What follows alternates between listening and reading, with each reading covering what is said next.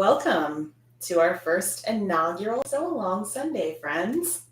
My name is Tara. This is Old Fashioned AF, and today we are going to make a slip that you can wear under any dress of your choosing, or you can even wear it as a dress if you are so inclined. So inclined. But first, let's talk about everything that you will need to get started, and then I will show you my sewing machine and the settings that I've got ready to go. And then we'll go over some quick safety stuff as we go along so that we can sew our slips together. So here is what you will need. You are going to need a tape measure that fits around your body. You will also need somewhere to record your measurements. In this case, I use my phone, but you could certainly use a notebook as well. That would work just fine. You're also going to need 2 pieces of fabric that hopefully you've already cut. And if you haven't, then you can look at our Patreon post that I posted a few weeks ago for details. And yes, anyone, whether you're a patron or not, can see this post, but patrons did gain a lot of access first. So they had lots of time to get their supplies and to do the cuttings that they needed to do to be ready for this, which is a really nice thing. You need pins. You can see I have some pins on my wrist, but a box of pins will do too. You also need snips so that we can cut our ends. And you will also need at least 2 yards of lace or ribbon, but that is optional. So you could also possibly have already cut out some straps. You will also need a marking tool. In this case, I have Taylor's chalk, but any chalk or pencil will do. You will need a straight edge. I have, I believe they call this a, what do they call this? I call it a ruler. Yeah, it's a ruler, but it's actually a quilter's straight edge. I'm sorry, a quilter's ruler, but any ruler will work. Scissors, pinking shears, but these are optional as well. What's good about pinking shears is that you can use them to finish the edge of a seam pretty quickly. So I'm going to be using those a little bit today. Weights, also optional, but they will help you when you do measurements a little bit later. So it's good to have at least something to weight down, even if it's like a houseplant or what have you. And then finally, you will need a teeny tiny safety pin and maybe a chopstick with a blunt edge if you're making straps out of 2 pieces of fabric that you already cut. Otherwise, you won't need those 3 things. So let's come on back to the sewing machine. A few more things that you will need are some thread,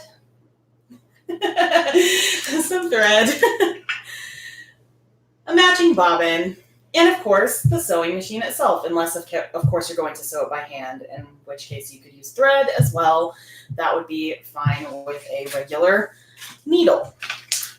So before we go any further, Lawrence, of course, is our moderator for today's really awkward Sew Along Sunday.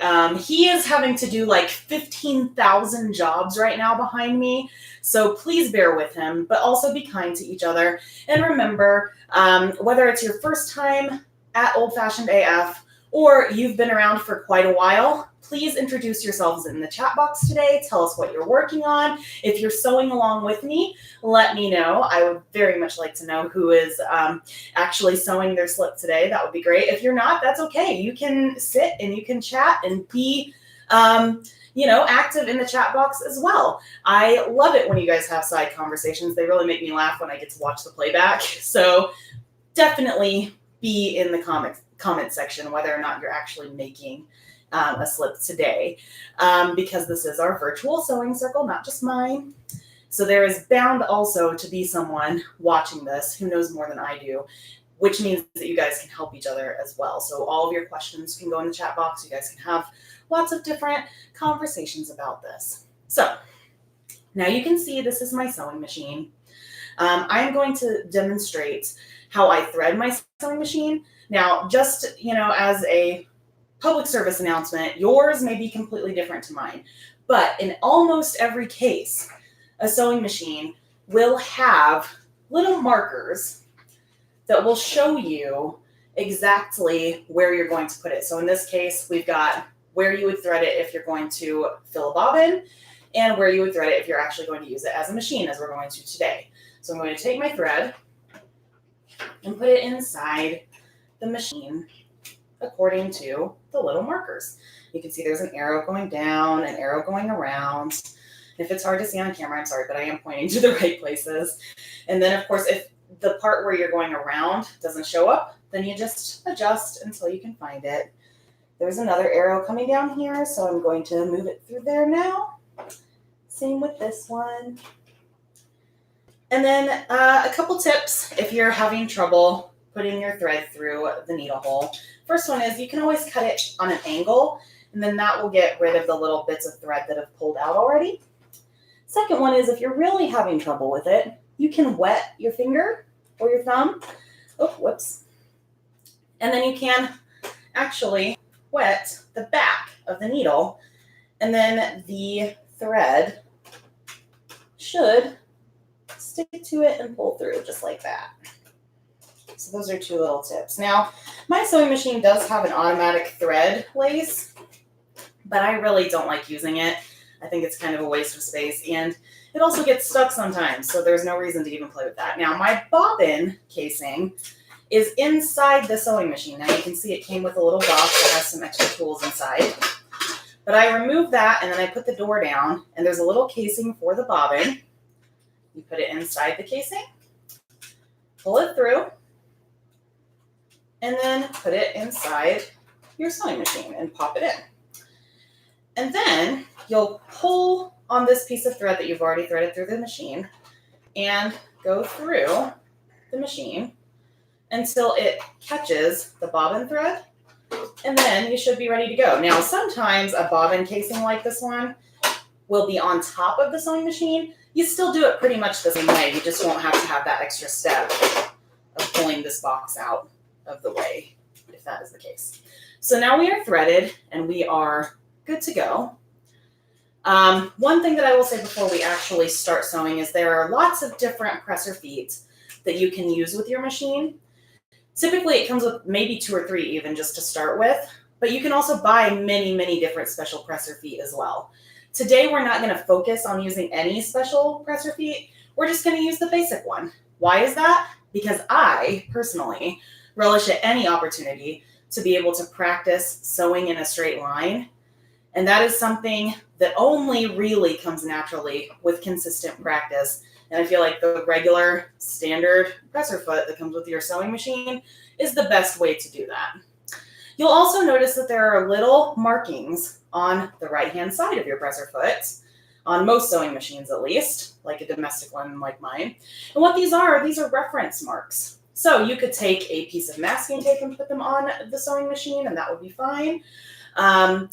You could also literally just take your straight edge and measure how far away those lines are from the needle itself, and then that will also be a good reference for you.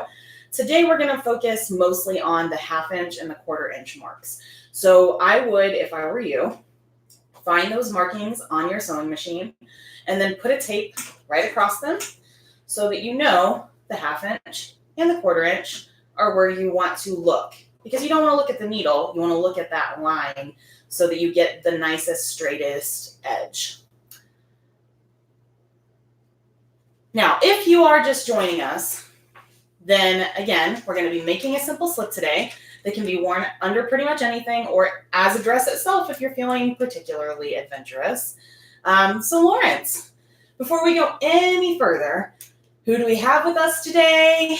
What types of fabric or colors or patterns will you be working with today? And how do you plan to use your slip if you're making one with us? Great questions we have in the house. A. McG. Hello, A. McG. And Lammy Shmoo. I think that is a YouTube name of the week. That's a great YouTube name. Hi, Lammy. And we have Patty Hiker in the chat today as well. Great. Hi, Patty. And I think that's it. But I'm just having. Oh no, I take that back. We have some others as well. Oh, great. We have Jeff on the line as well. Hey, Say on the Jeff. line. We're not on the phone. I love that. It reminds me of Frasier for some reason. Oh, interesting.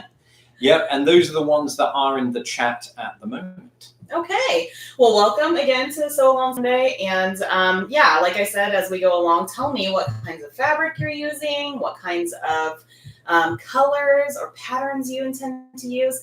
Even if you haven't started today, if you plan on becoming a patron and then coming back to this So Long Sunday at any time, then you can absolutely do that and make it whenever you like.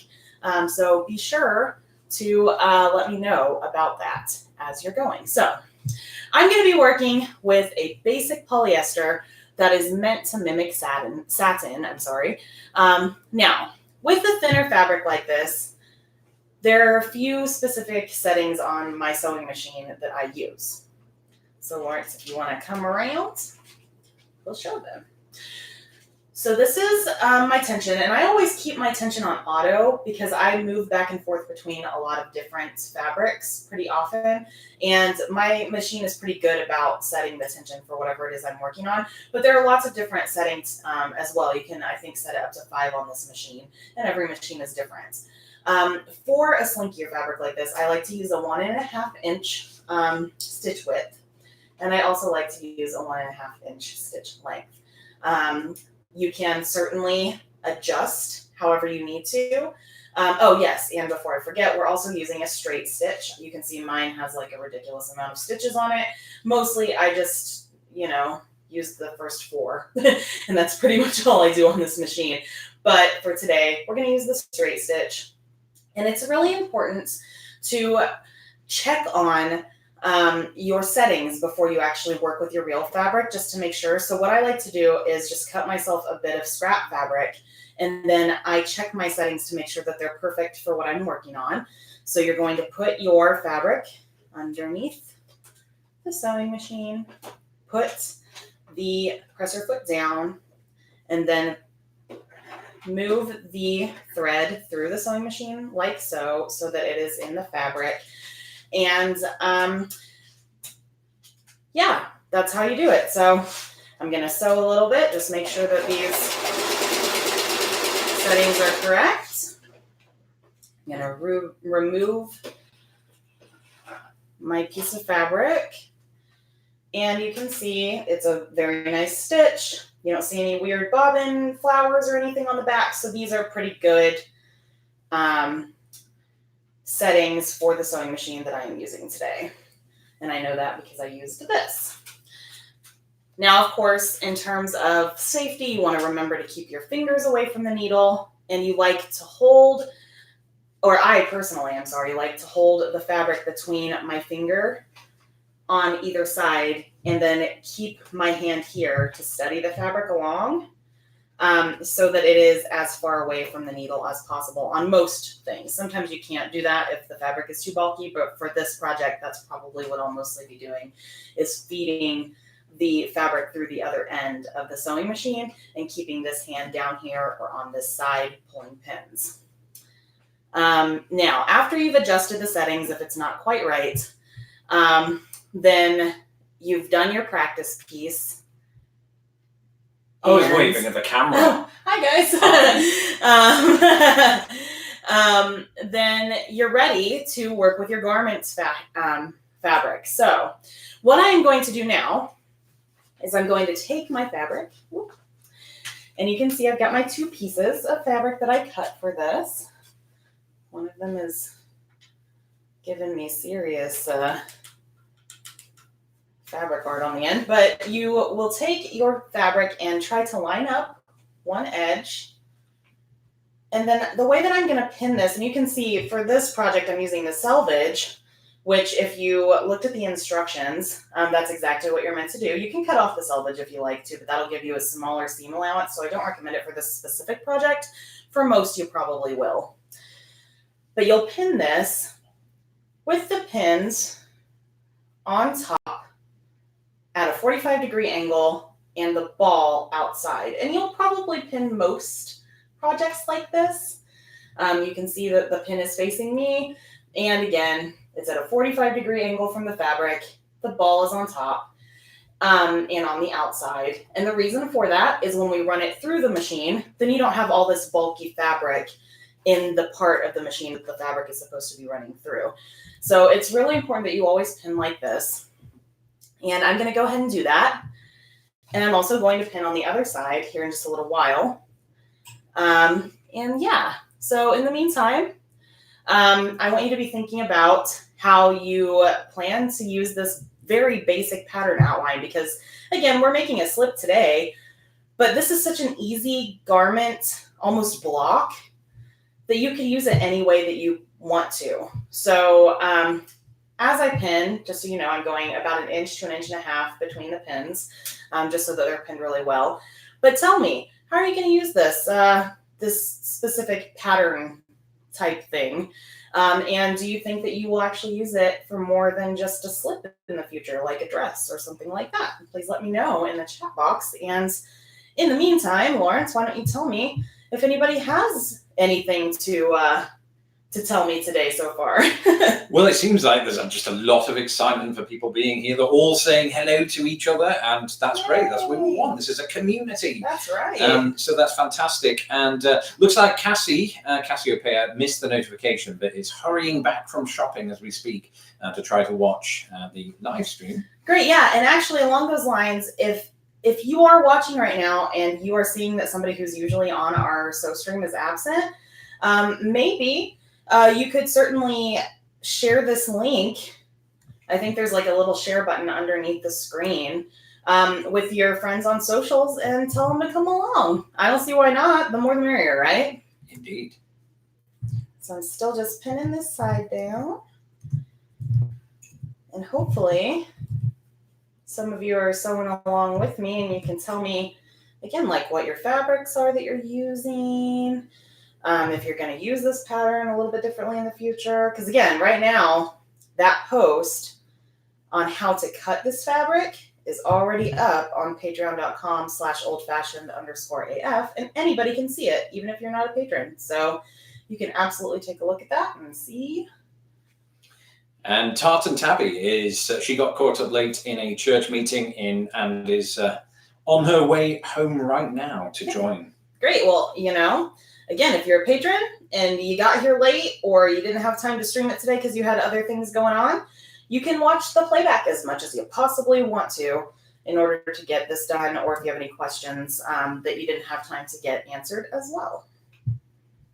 So almost done with this side of pinning. And the other thing that I want you guys to keep in mind is as we go through this, I am giving you very basic instructions, but I'm also trying to work as quickly as possible so that I'm not keeping you on here all afternoon.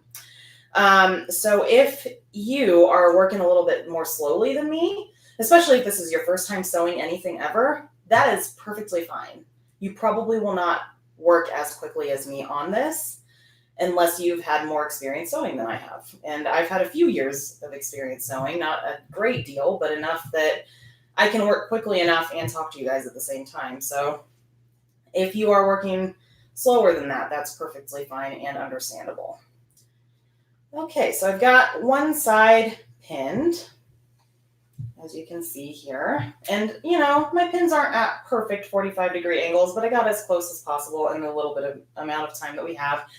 And then what I'm going to do is the exact same thing on the other side. So I'm going to find my two top pieces and pin them. Oh, one thing that I should mention to you is you want to pin them with the right sides facing each other. So the wrong side should be on the outside.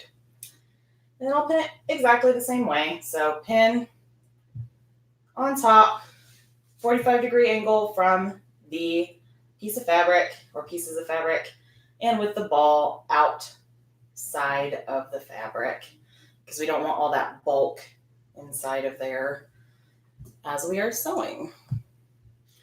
And as you pin, you are also going to want to keep the top and the bottom open so that you don't accidentally sew them together, because I have definitely done something like that before, and then you have to pick out all of that, and it is not fun. I love this comment from Patty Hiker. You explain things at a nice pace, Tara. You could be a teacher.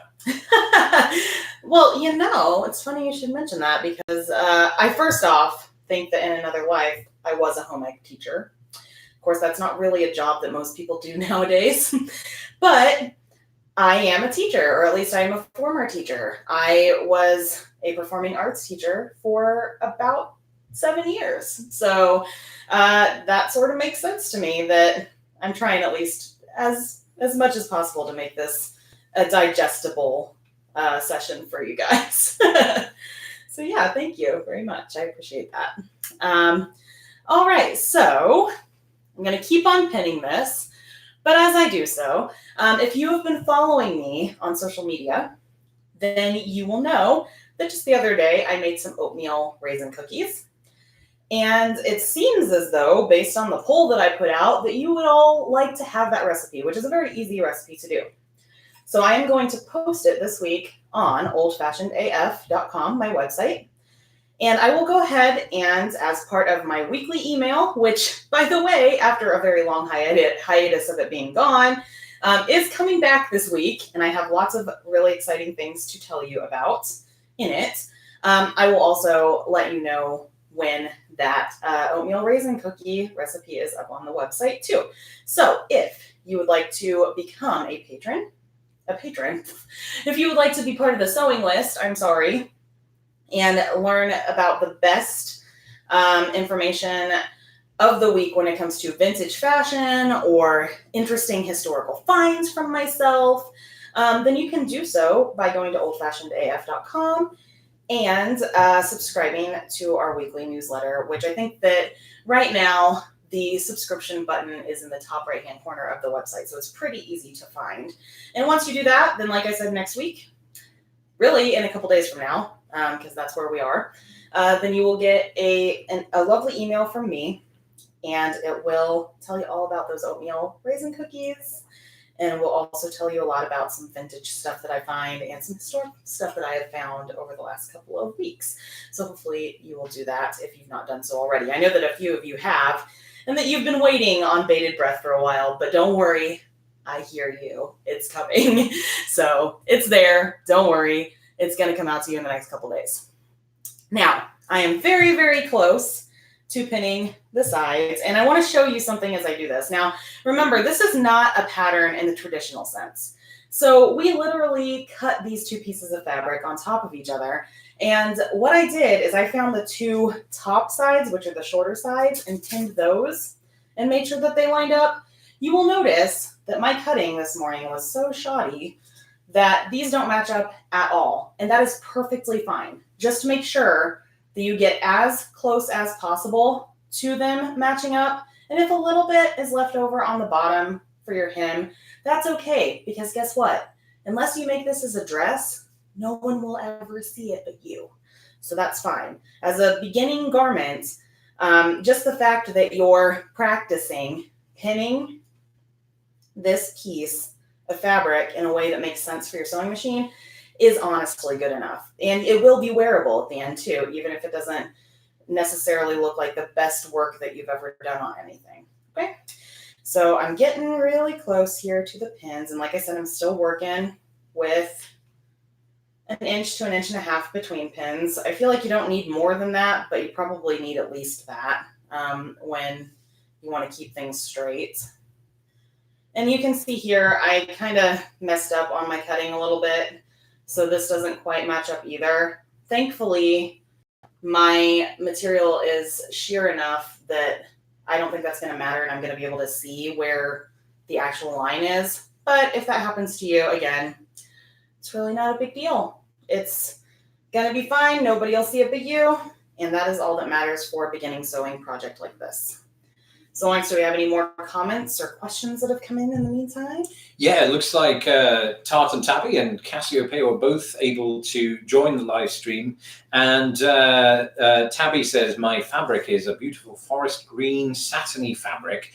Can't wait to see how it turns out. And there seems to be some agreement that forest green is like the greatest. It's all the rage right now. And, you know, Slytherin, I can't disagree with how amazing it is. Let's be real.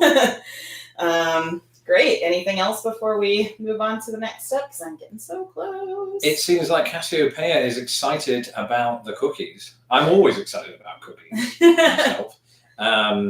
So she bought some yesterday, and the kids are almost all through them before she got one. Oh no, you know what my dad used to do? Yes, that's him. I don't know if you could see the picture very well, but he's almost always in all of either myself or Lawrence's YouTube videos, because he was, believe it or not, he was our first patron on Lost in the Pond. So, yes, he was. Yes, he was. So we always pay tribute to him. But that said, when he was still with us, he used to have a drawer in his personal office space in our home where he would keep locked all of his own candy and his sweets and things. So I think that you probably need one of those. And then you'll be able to enjoy your cookies as well. So down to the last 2 pins here. Any more comments before we move on? Tabby confesses, Tartan Tabby confesses that it's going to be a hot mess, her own creation. But then we've all been there, right? I mean, yeah. I tried to make an Obi-Wan Kenobi robe for the Phantom Menace in 1999. I was 18. I have no sewing skills then or now, and I used a curtain and some made-up sewing techniques. It was dreadful. And I will tell you, I wish that there were pictures, but they don't exist. Otherwise, I would put them on my blog for you. I bet my brother has pictures. I'll dig them out at some point. All right.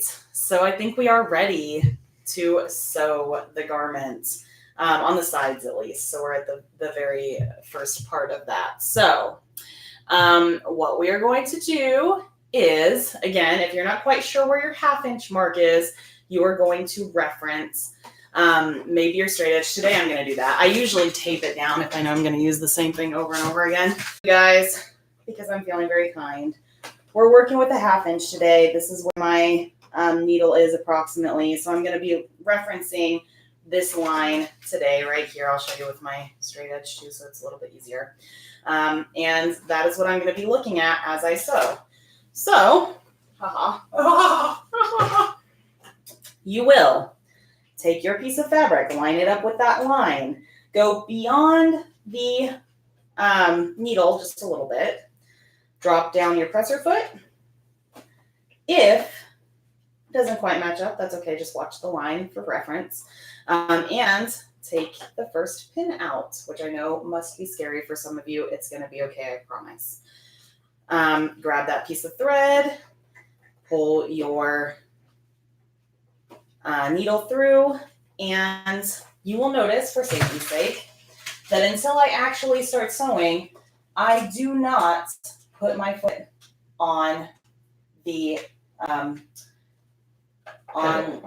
Thank you. Oh my gosh. I swear I know what I'm doing, folks. I don't put my foot on the pedal because what can happen is once you're getting ready to go, then you can, accidentally hit that pedal, and then all of a sudden you've sewn. Whoa. Oh, goodness. Sorry about that. That's all right.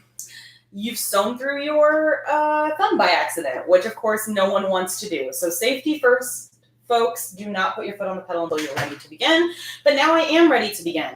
You will see this is my back stitch. Every sewing machine is different when it comes to the back stitch. It's usually up here somewhere. Sometimes it's on this side. Sometimes it's even on this side or underneath.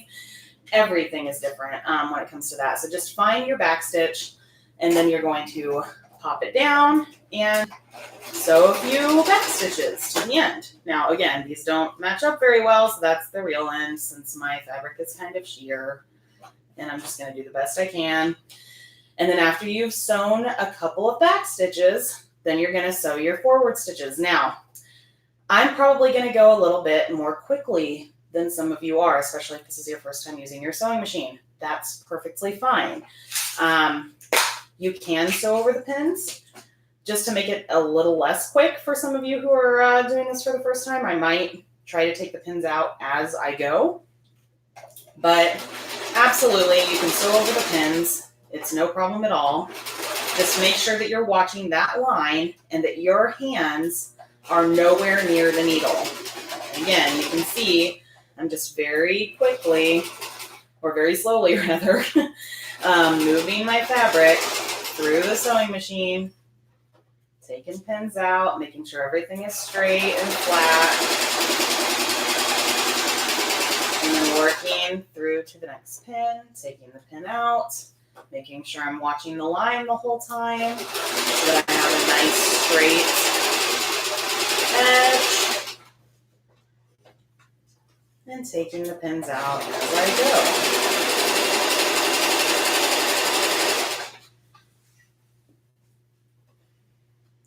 As I am doing this, if you guys have any questions or you're stuck on one of the parts of this so far, then by all means put them in the comment box and we will try to get to as many questions as you might have, especially those of you who are doing this for the first time. And yeah, we will go from there. Now, this is kind of a crucial point because most of you will not have this issue and it will just be straight across. But my fabric was not quite as wide as I wanted it to be for this. And so what I ended up doing is I cut it a little bit on an angle, which I did not tell you to do in the instructions. So again, this is not going to be something that you have to do, but I'm telling you, you don't have to do it so that you're not thrown off here. So I'm just going to adjust myself a little bit and then move on. But you guys should still be able to, and I dropped a pin somewhere, there it is. You should be able to continue on along your straight line. So Lawrence, if you want to move on back, then as I continue to sew this part, if you have any questions or comments, then I am happy to do my best to address them while I'm sewing. So here we go. Got anything for me yet, babe? Almost, but I just have to get the camera in the right place. Sounds good to me. This is not easy. All right, so let me go back to the chat. Yeah, and while he's doing that, shout out to Lawrence, who, P.S., without his help, I wouldn't be able to do this. Like, literally, there is no way for one person to do something like this on their own live. I don't think there's a way for two people to do it. Apologies for the camera just flying around there a minute ago and throughout this live stream. If you can hear us over the sewing machine. Let's see. I have to hide snacks from my teenage boys, and then Nami Shmoo says I have to hide them from my boyfriend. So we can relate to that. That does feel really familiar to me. Yeah. Very relatable. And Tartan Tabby, I have to hide them from myself. Me too. That's the most relatable of all. And adding to it, this is the joke that keeps on giving. Patty Hiker, that's where a poor memory comes in handy. Oh yeah. Where they are, then you're not going to indulge. I suppose. We got to pay ourselves, friends. Last night we were looking at our PayPal account for the first time in probably 3 months. Oh yeah. And we had gotten a payment in, and we didn't even know it. Yeah, it was from a sponsored video we did, and we completely forgot to move it across. So yeah, that was nice. I guess maybe if we just start hiding snacks around the apartment and hiding money, we might just find $10 behind the sofa. There we go. Occasionally. Make sure I'm still on my line here. What else have we got? We've got, I'm just going to turn the camera down a little bit so that we can see the sewing machine. Let me just catch up. I hope I haven't missed anything huge. Any questions, really, I want to prioritize on this because I want to make sure Absolutely. everybody knows what they're doing if they're actually sewing with me. But of course, even if you're not and you're just here for snacks jokes, that is perfectly fine. Put it in the chat box. Yeah. No, at the minute, people are just really happy. There's lots of exclamation marks. Yay! So there's excitement. That's really is what exciting. I take from that. All right, come on back to the sewing machine in that case. Okay, let me give me 1 second. second before I do that. I just need to make sure that this moves a bit more smooth than it did before. So we made it to the edge, and you can see this is my last pin. I'm going to go ahead and take it out. You don't have to, but I'm going to. And then I'm just, again, some of this is selvage end. In this case, it's not. It's just the edge, and I didn't cut it this morning, so it looks awful. I'm sorry, guys. Yours looks nicer than mine, I promise. But I'm going to go all the way to the edge very carefully until it frays. And then I'm going to hit my back stitch and give myself just a few more back stitches. And again, my finger's really close. Don't get that close. Get more like over here or whatever, and then guide it back through. If it gets stuck, which it might, then merely just take your needle out like that and then take it out, and most likely if it's stuck, you've already got your back stitch and you just need to pull the fabric back through because it's probably gathered a little bit. So here's one of our sides, and it's all done. It's got our back stitches. So again, good sewing practice. Practice, practice, practice from the beginning. Always snip your ends. And what I mean by that is you're going to take the thread that is just the extra gunk that's messing around with the ends of your fabric, and you're going to snip it as you go. So I'm going to go to the beginning, and then I'm going to go to the end where I just sewed.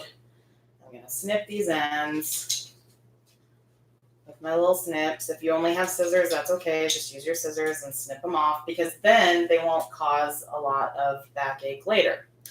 So now, I am going to go ahead and sew the other side. And while I do that, I'm also going to take a bit of a tea break because we're going to be back for a little more fun here in just a little while. But in the meantime, when you finish with your slip, if you're sewing along with me, I want to know, are you planning to wear it under a specific dress or to a specific event, anything like that? And do you have any kind of an outfit in mind to wear it with? And when we get back, I will also address any of those comments, any questions you might have as you are sewing. But I'm going to give you guys about 10 minutes to be able to sew the other half, think about it, comment, have a little bit of fun in the comments box. And I don't know if you know this or not, but my husband, Lawrence, who is also, again, the most kick butt tech director ever. No. Also is someone who writes music. He is a composer, and right now is spare time, but hopefully at some point it will be a big part of what he does professionally as well. And so I'm going to gift you all some music today for the next 10 minutes as we all sew together. So you'll probably hear my sewing machine, you'll probably hear his voice and my voice and me getting tea and what have you. But here is 10 minutes of music and weird ambience. And when we get back, we'll address some more of those comments. So see you in 10. Yeah, I'm going to head over to the piano.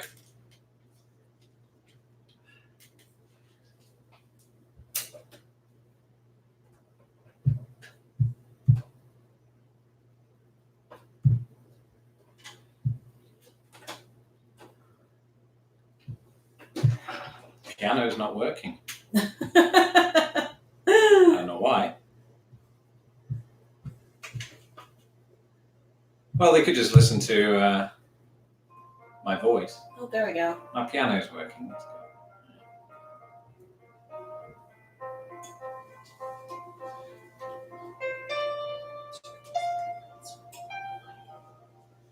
All right, I'm going to sew now.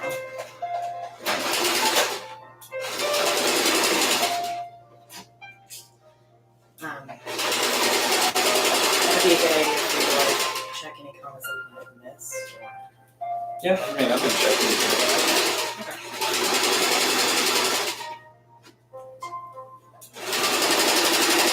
Any highlights? And get ready for the next part.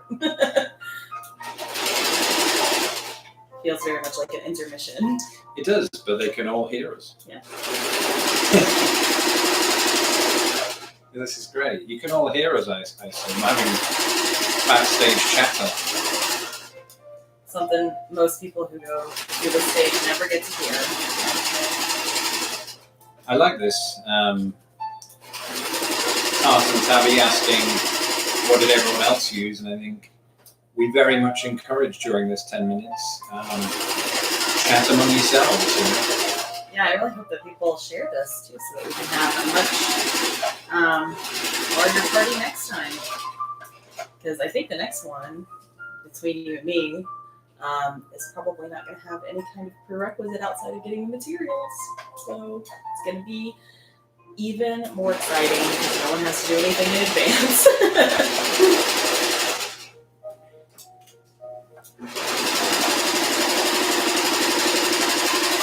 Think you can hand me my water? Where is it? Okay. Where's the cat? I haven't seen him in a while. The cat is in bed. Oh, is he sleeping? Yeah. I guess he's been very quiet.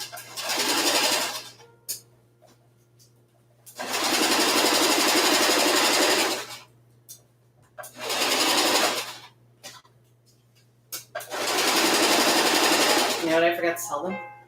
No. That sometimes when you sew over pins, you actually hit the pin and then break your needle. It doesn't happen very often, but I've done it a few times over the years.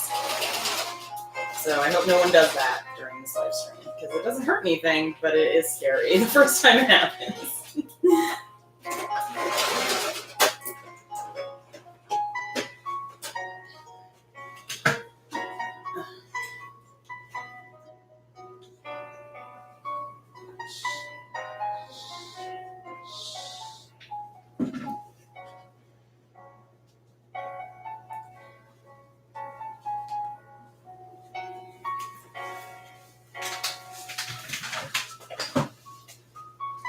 You're in the still shot.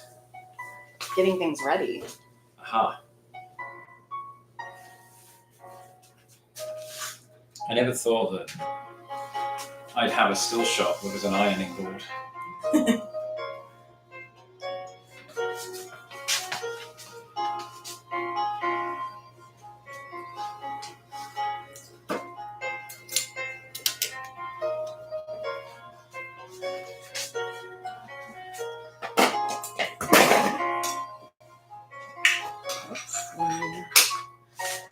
All right, let's see what else we got here.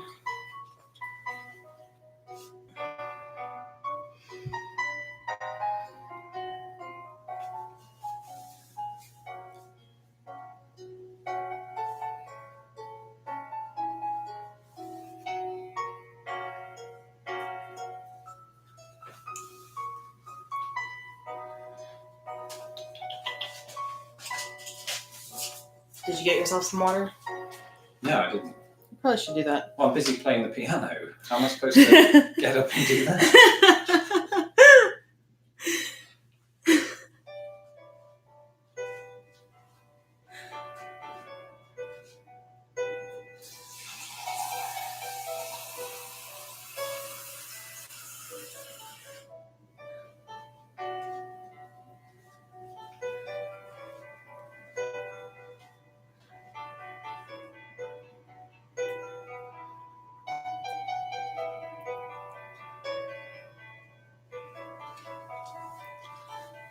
Oh, what happened to the screen?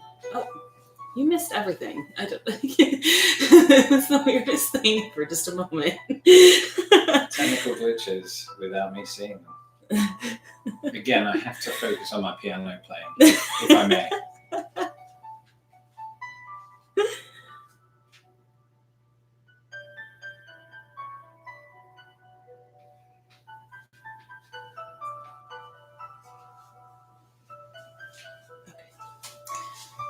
So, is it in the right place? Ready for? Probably not. I don't think it is, and I'm gonna need it. Oh, let's put it there. You know, so tell me where. Oh man, I'm getting slap happier as we go along.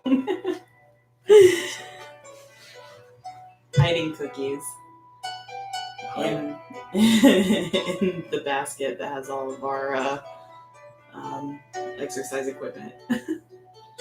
So we're yeah. We are, yes, we're back. Yeah, that's it. Good. I'm ready. Are you? I'm always ready.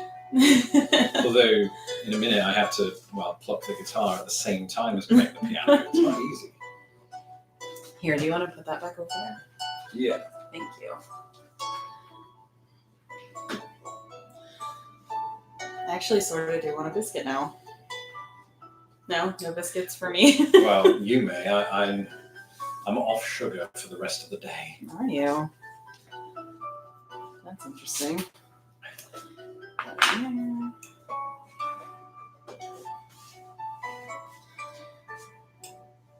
Well, we've got one more piece of music and then we're back, I think. Yeah. Maybe take a bathroom break. Probably not the best idea. With all the wires in the way.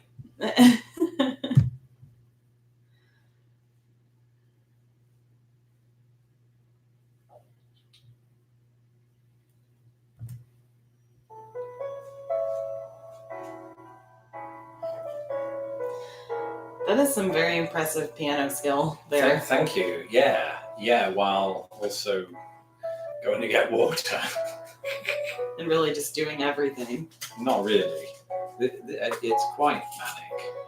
But when we have a bigger apartment and BBC equipment, I'm going to have my own sewing show on the BBC. Oh, absolutely. Shouldn't that be the goal? I don't think they'll like my accent. Come on. They love Americans on the BBC.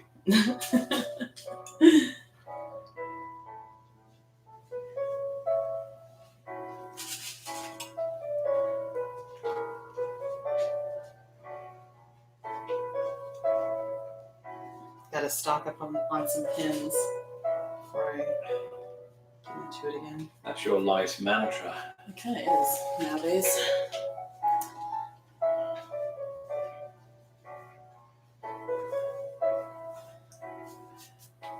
They're not chatting among themselves now. I think they're listening in to what we're saying.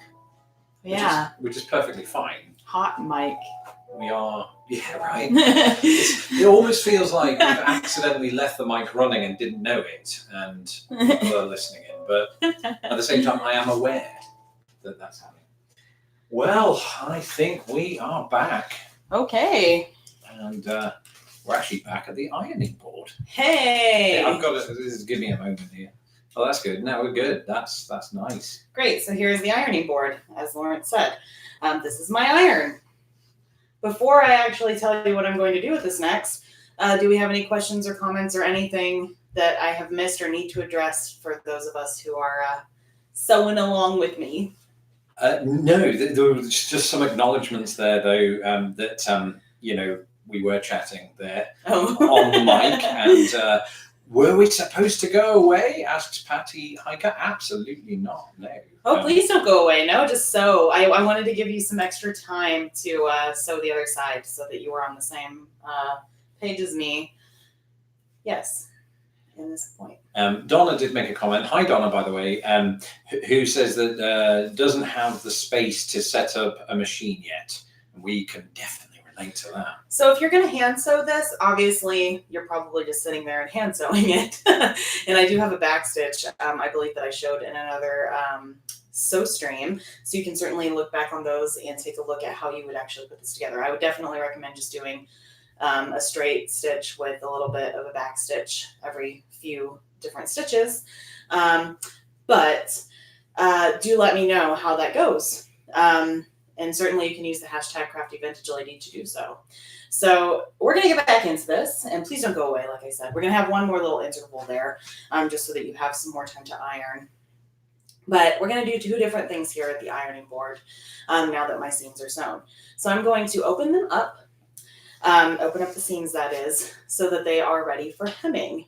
It is usually a good idea to pink your seams, and took all that extra time to get ready and still did not have my pinking shears. Sorry, So I distracted you. yes, you did, with all of your beautiful piano playing. So you usually will take your pinking shears and you will pink all the way along the seam before you turn it out, or at least I do. But today I'm actually just going to pink the very end of my seam just so that you can see kind of how it works. Generally speaking, you will do this kind of thing on a straight, like flat edge, or straight surface rather, flat surface. But for, these purposes, I'm just going to show you kind of what it looks like from here. And you will see that once you've pinked your edges, then they have a little zigzag shape. And the zigzag shape is what keeps the edges from fraying. Now, you will also notice if you are a skilled sewer that this is not an edge that actually needs to be pinked because it is the selvage end.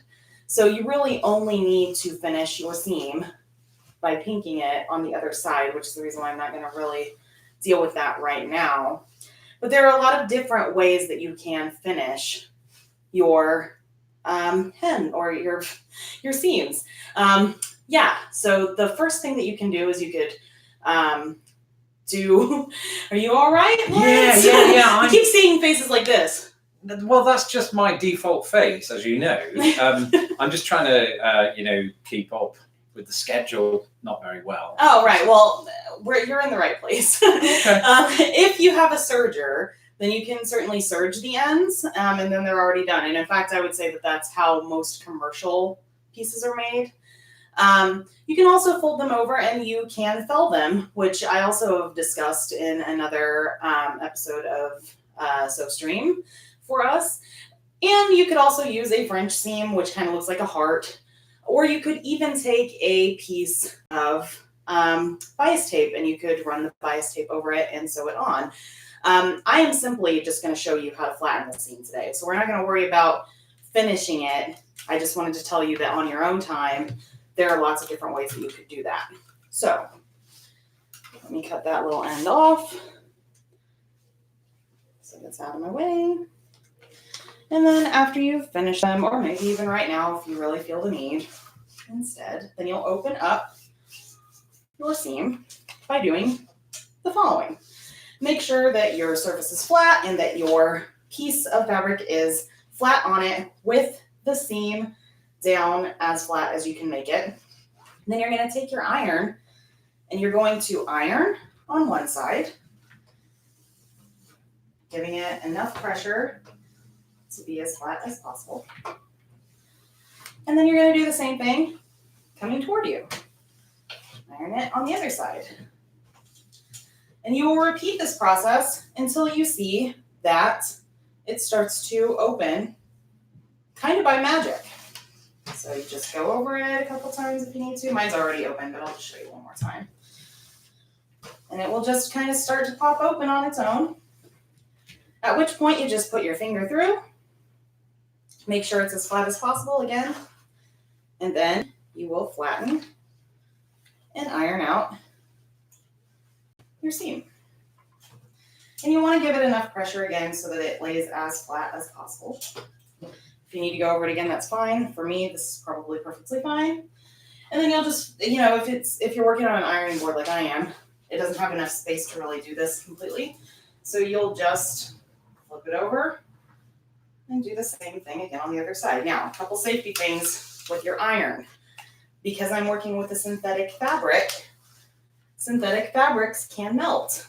Not all fabrics will do that. So if you're working with a natural fiber, then first off, great. I'm glad that you had the budget for that. And secondly, just to make sure whether it's natural or it's a synthetic, that you're checking your settings on your iron to indicate that you are using the correct type of fabric as you iron. Otherwise, you won't have something to wear at the end of this. So again, I'm going over my seams until they naturally start to open. You can see that they're just kind of popping open a little bit now. I think I'll go over it. Oh, there we go. And then open them up. Keep your fingers as far away as possible while still being able to open them. And if you're not able to keep a healthy distance away, that means you haven't opened them up enough. So you need to go back to doing the back and forth there. And then it should lie flat like this. But we are not finished yet because we need to do the other side first. We're not quite there yet. So let's do the other side. And while we're doing that, Lawrence, tell me about any comments or any questions that we might have. I will. I'm running right back there as we speak. Great. So let's see. Donna actually says, if you have a serger, you can actually thread it. Donna is still working on that. I am with you. I actually have a serger right now too that I have not rethreaded because I got it from a garage sale, and I'm going to play with it and see if I can get it to work. But I haven't rethreaded it yet, and they are a pain to do. So the problem that I have, just so that you are aware, because I know you just are dying to hear about it, is this serger didn't come with any kind of a manual. So I don't even know how to begin to thread this specific serger. It's kind of a pain. That's incredible. I know. And Patty says, that seam looks really even. Pretty material too. Thank you. And also says, ironing out the seam is really satisfying. It is. It's satisfying. It's also really important because it is the difference, I think, between a very nice looking garment and a garment that looks kind of badly put together. I won't lie to you. We have Kari Firefly on at the moment who said, whoa, that's cool. Yay. Hi, Carrie. Whatever that's Kari. a reference to. Or, That's my pronunciation. I think Americans would pronounce it Kari, right? yeah. And this is an amazing one. It goes against everything I know about humans. Lammy Shmoo says, I love to iron. I didn't know people liked to iron. I mean, I like ironing. Do you really? Yeah. You've never told me that. Well, I mean, I try to keep it to myself so that I don't have to iron all your stuff. That's true. Okay, so now you will notice that this is not an edge that is actually well finished.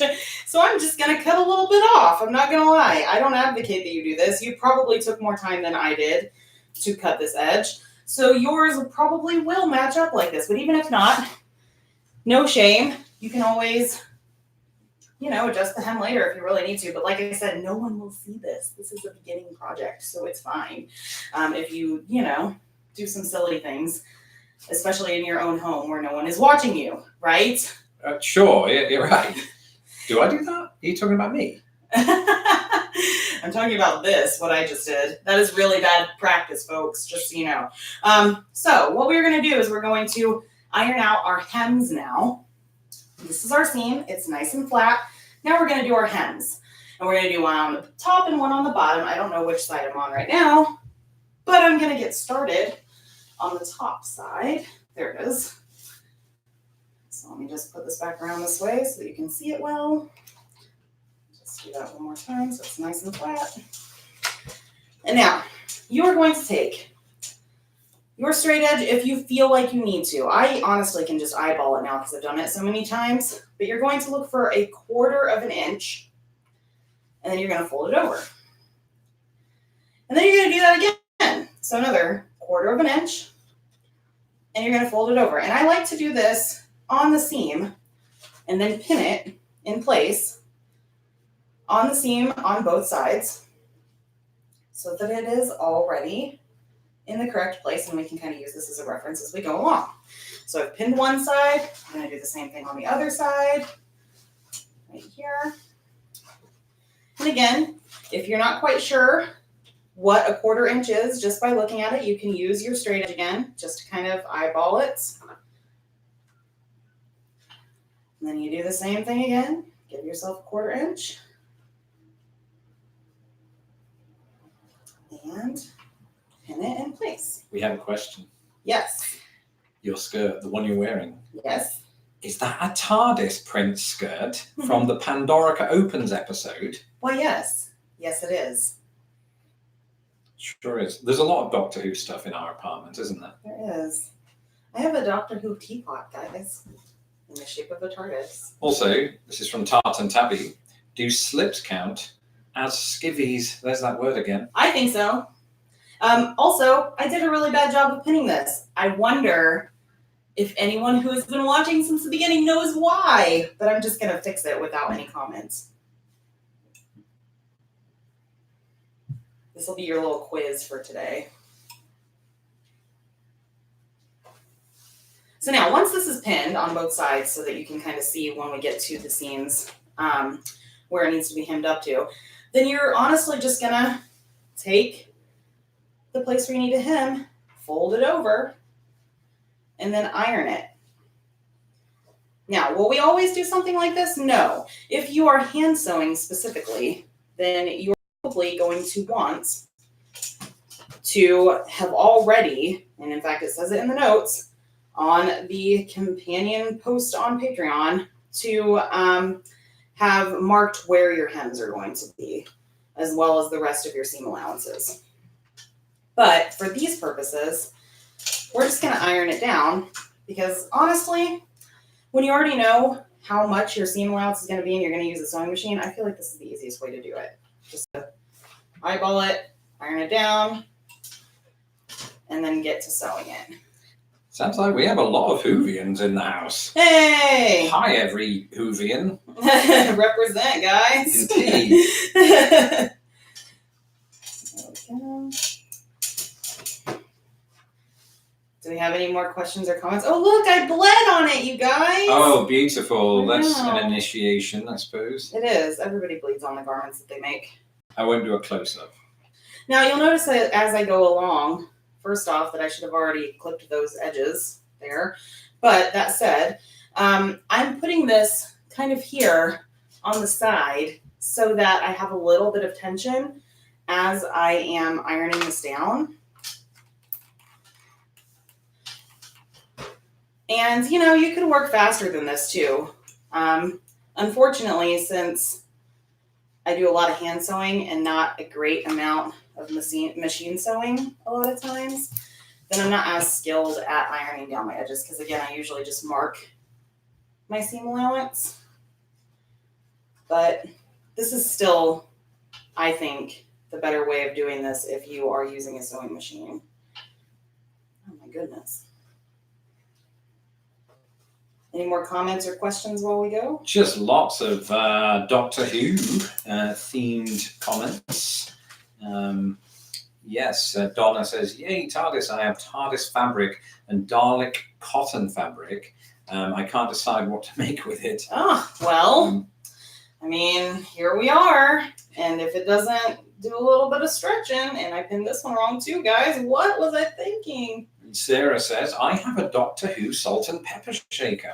Oh, cute. We used to have those too, but they broke. So sad. We did. I forgot. Yeah, you bought them those. for me. Yeah. I think they were a gift. Well, I think the TARDIS one's still around, isn't it? It might be. Am I going mad? I thought we still had I don't remember. No, we have the big teapot, the big TARDIS teapot.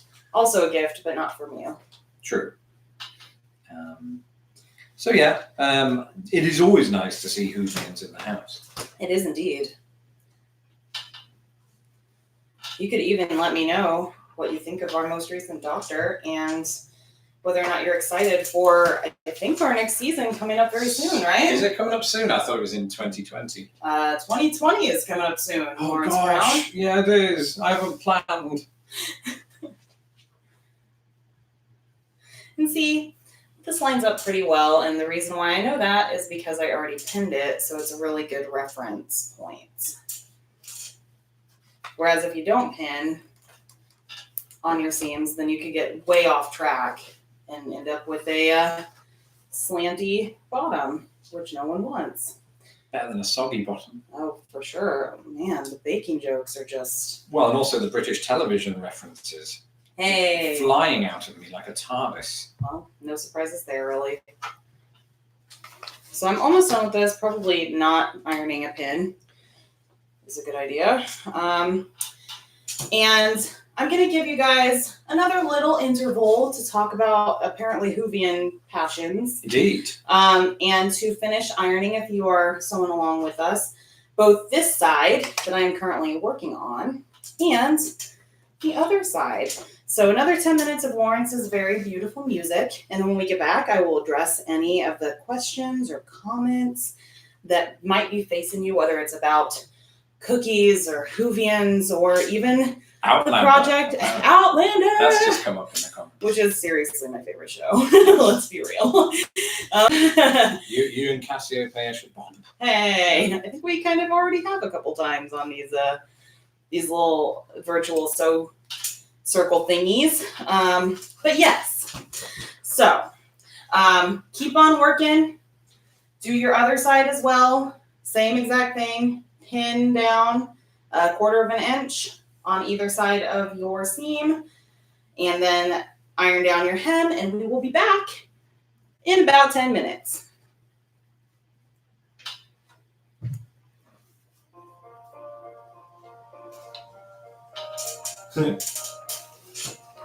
Play I'm the liking it. Play the Benny Hill theme. That's what Lammy Shmoo says. Oh gosh. I could do that and then also recreate a Benny Hill episode. That's probably not the best idea. The problem with that is, since it's licensed, no one would ever be able to see it again. And I want my patrons to be able to watch it whenever they want. This is true. And since you're better at music than I am, in terms of making it at least. Yeah. Just to be clear, I think you've all worked this out. I'm not actually on the piano right now. I just recorded and edited my music and just, we're using it now because we couldn't get access to other people's music without paying. Well, we could have done, actually. YouTube has a big selection. Well, and since, I did just pay myself for the first time in a few months, then, I guess I could have done that if I really wanted to. But I like your music. Thanks. To recreate Benny Hill, Lammy Shmoo says that they should just chase you around. Then I wouldn't get this then. Well, and there's also no room in the apartment, I suppose.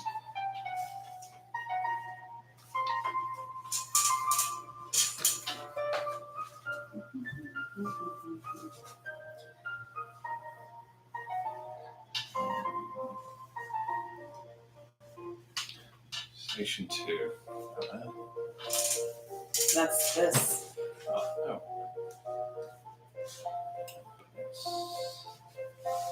I kind of want it from here, though, right?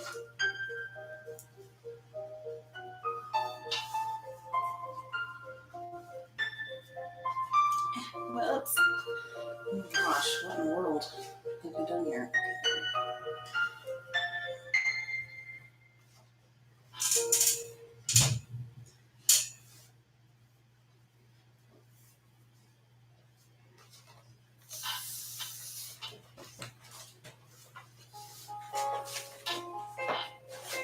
Just keep it positioned here.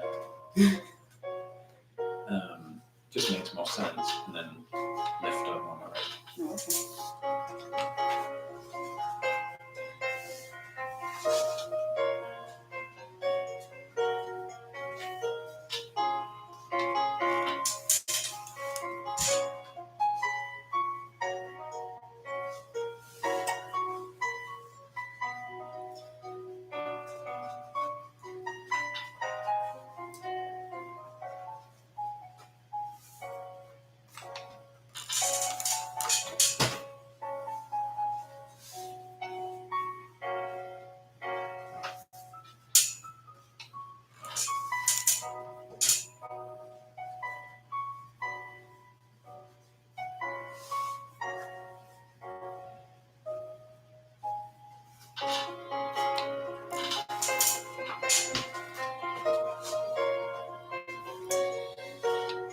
I think I need to work on my posture.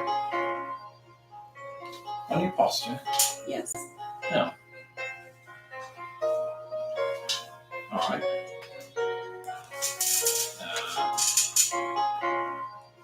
I have no further comments.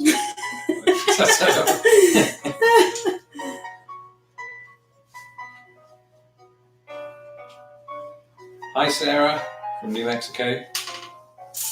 I thought we already discussed this. We're not going to talk to the comments until we get back. I know. I'm going to let them talk to themselves. They need some time to catch up with each other. Okay. That's me told.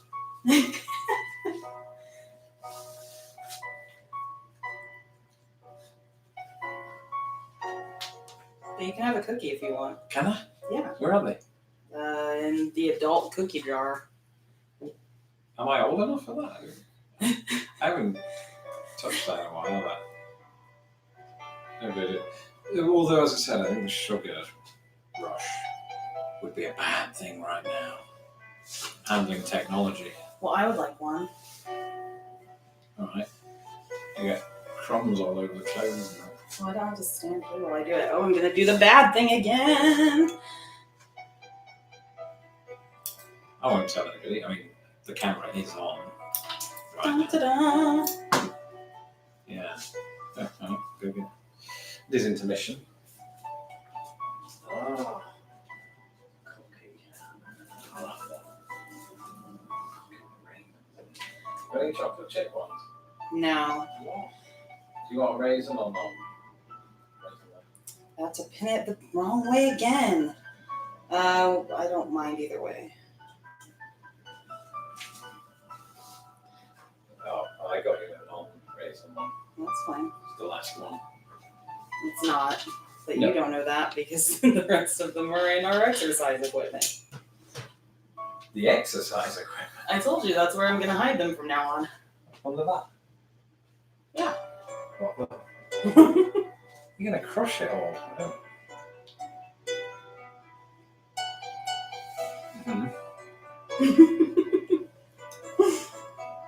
Oh, we're on in 20 seconds. No, I'm joking. I'm joking. You're fine. Ah!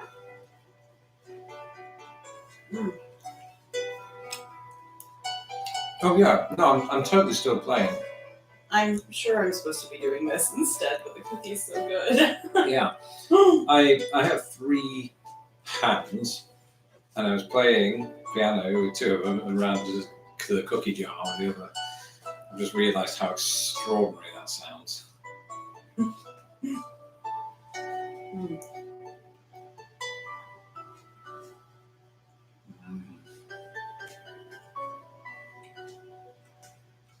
Fuel. It's basically elevator music, isn't it? It's lovely. Floor 9, please.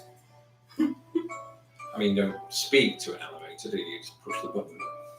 Maybe in the future, that's what will happen. Mm-hmm.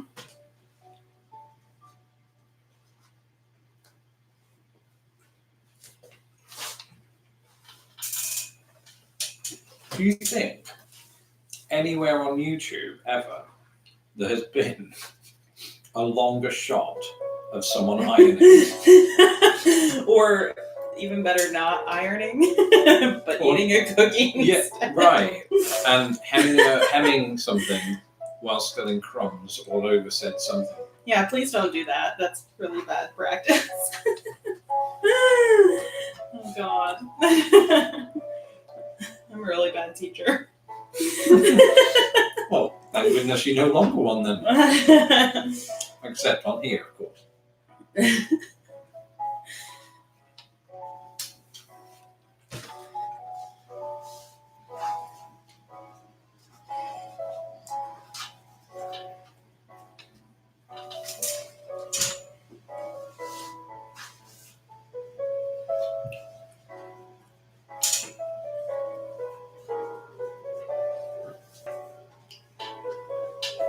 Oh, goodness.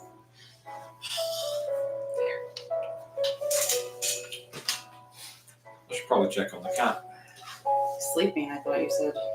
Right, but I did leave one of the windows open, No, you didn't. so could have got out by now. Lies. Lies. Darn lies and deceit. Lies, darn lies, and statistics is Oh, there you go. what No, I'm. I was going for a different one, I think. Okay. A different quote. Oh, we have about 8 seconds until I finish this piece of music. Give me a moment.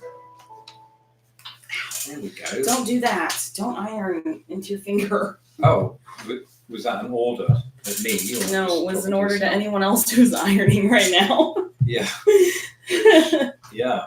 Well, I think we're back. Are we really? That's the end of the music. Look, that's insane because I haven't even finished my ironing yet. Do you want another piece of music to be able to do that? Yes, I do. All right, I'll see what I can do. Because I ate a cookie instead of ironing. Unbelievable. I'm so sorry, friends. I'm usually the height of professionalism, as I'm sure you're aware. So. Mm-hmm. I think I know you. Oh, listen, it's the Lost in the Pond outro music that I just decided to play at the exact same tempo and everything.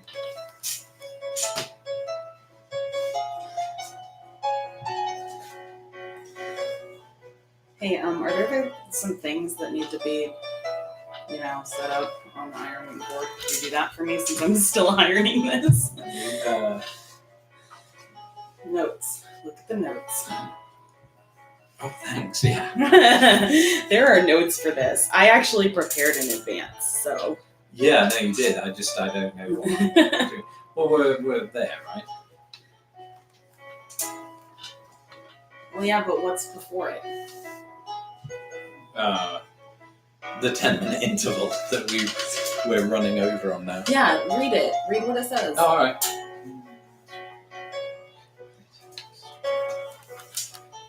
What's a strap? It's those. Oh, right. That? Yep. All of them. Yeah, that's fine. All right. Here you go. Just lay them over there. Okay. You're welcome.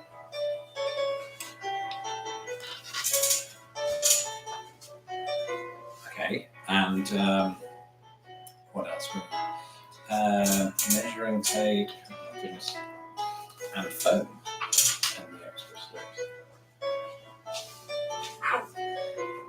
Yeah, be careful of pins.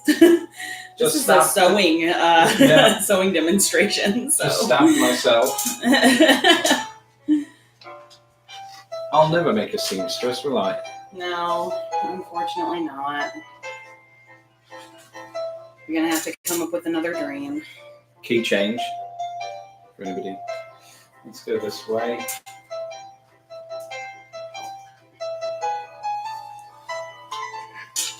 I've sort of piled them up. I hope that's okay. I'll do my best. Oh, so close.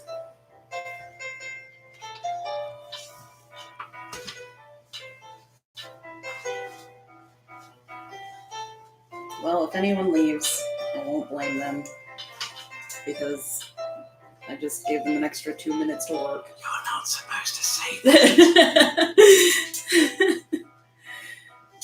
Shoot.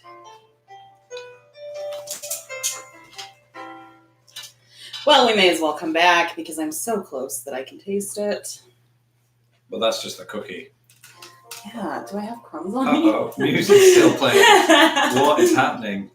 I think I do. I have crumbs on me, don't I? So, oh goodness. Oh, gosh. So I'm going all over the place with the camera. Hi, friends. I don't know how to work this thing. All right, we're back again. We're going to make our straps. I'm also here in going to just a stop the moment. music. But while I completely finish, because again, I have just a little bit more to go. While I finish up some ironing here, why don't you tell me about the comments and I'm sure the weird questions that I'm going to have as a result of our little interlude there. Mostly about cookies. But also about sentient elevators and how they sound very Whovian. Yeah. Tarts and Tabby. Yeah, I agree. I like the idea. I suspect they have them already in Silicon Valley. Let's see. I've missed a few.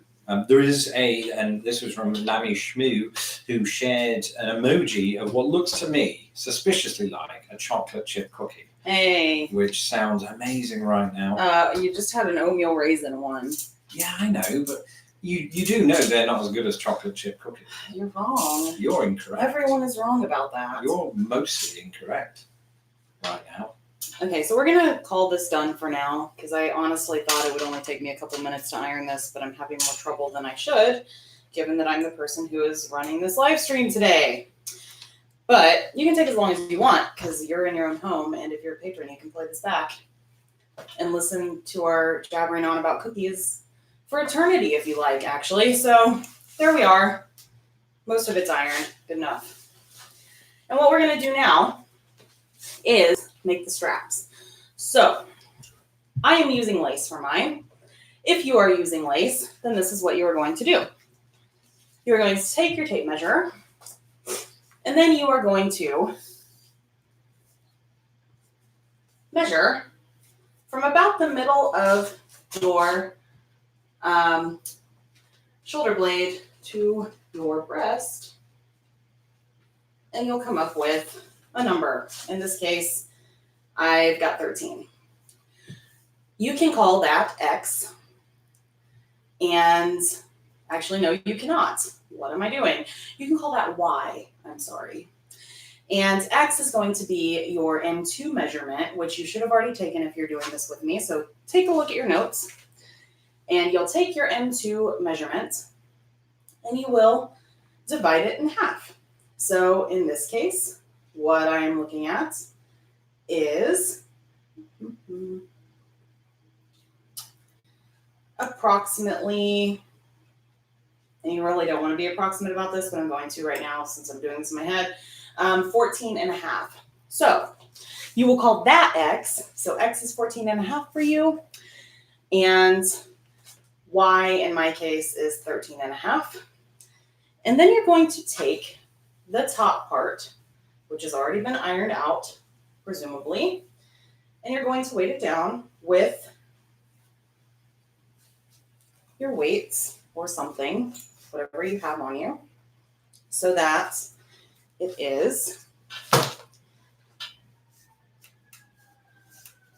nice and perfectly flat.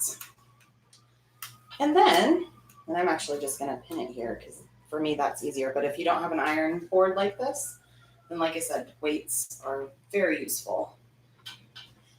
And then what you're going to do is you're going to mark where X is, which presumably will be the very middle of the garment.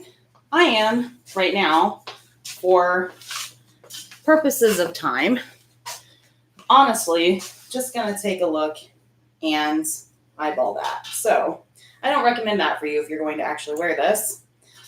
You really do need to measure it and find your middle line. Then if you are a bigger busted lady like me, you're going to measure out about 5 inches on either side and mark that. So 5 inches here and 5 inches here. Then you're going to do the same thing on the other side, making sure that you're only marking the part that is on the inside of the garment, that is on the outside of the garment right now because we have the wrong sides facing. And I wasn't too far off. So I'll mark the middle. And then this time, you're going to mark about 4 inches out from that mark and 4 inches out on the other side. And you'll notice, whoops, that those marks don't necessarily match each other. And that makes sense because you did 5 out from the middle on this side and 4 out from the middle on this side. Now, if you're a particularly small human being, you might want to measure out 4 inches and then 3 inches on either side, so 4 inches and 3 inches. But like I said, I'm a pretty busty gal, so to make this make sense and look nice, these are where my markings are. Now, if you are using lace, then you'll just cut your lace to the measurement that you made. Lawrence did not read those notes correctly. I read strap and some others. I didn't see lace. Excuse me. Oh my goodness. We left lace off the note. That's what it was. It wasn't me. And you're going to use your X measurement to cut the correct lace. So you will take that measurement, add 1, and for me, that's going to be 17 inches. And then you will cut it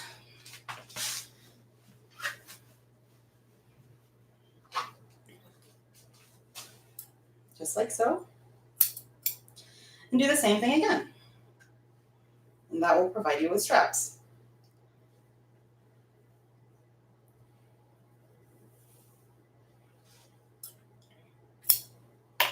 And now we have 2 straps.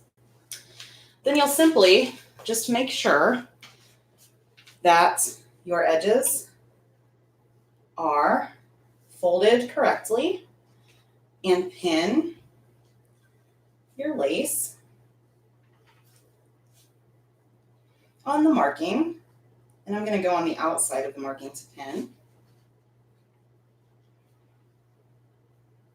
There's a huge cookie debate raging on. Well, I can't wait to hear about it in just a moment. And you'll pin it with, again, the ball outside of the fabric because we're going to sew it to the fabric. You do the same thing on the other side. Take your lace, find the marking, pin your lace on the outside of the marking with the balls out. And then what you'll do is you'll take the other side of the strap, turn the whole piece over, do the same thing again on the other side.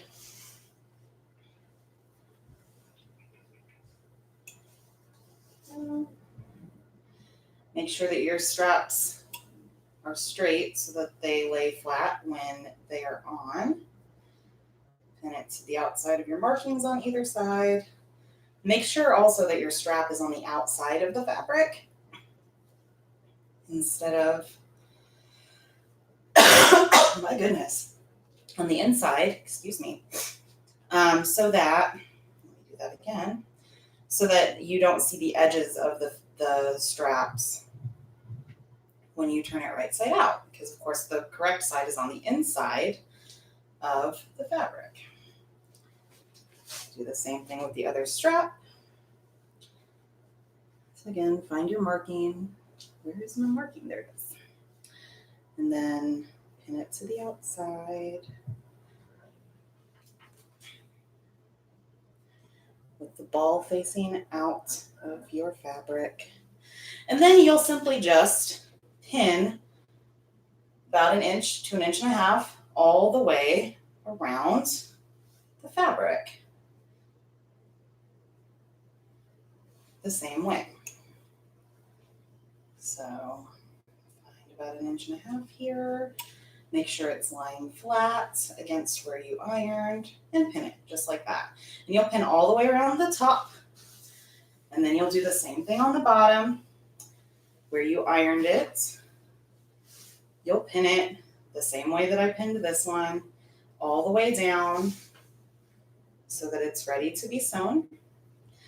And I bet you're asking yourself right now, why are we pinning this when we already ironed it down? Well, the reason why is because you want to be able to concentrate on looking at that line instead of making sure that your fabric is still folded over on the edge like it should be. If it's already pinned, then it's already folded. So once you've pinned all the way around the bottom and the top, then it will be time for sewing. But if you are making this with strap, it's going to take a little bit longer. So first thing you're going to do, you're going to get your strap piece. You're going to fold it over like that with, honestly, the right sides facing each other, so wrong sides out. Do the best you can to fold it in half completely. Again, this isn't going to be perfect, folks, because I did not do a good job of cutting this morning, but that's okay. We can still work with it. And you will iron it flat, just like this. Give it enough pressure to where it actually lays flat.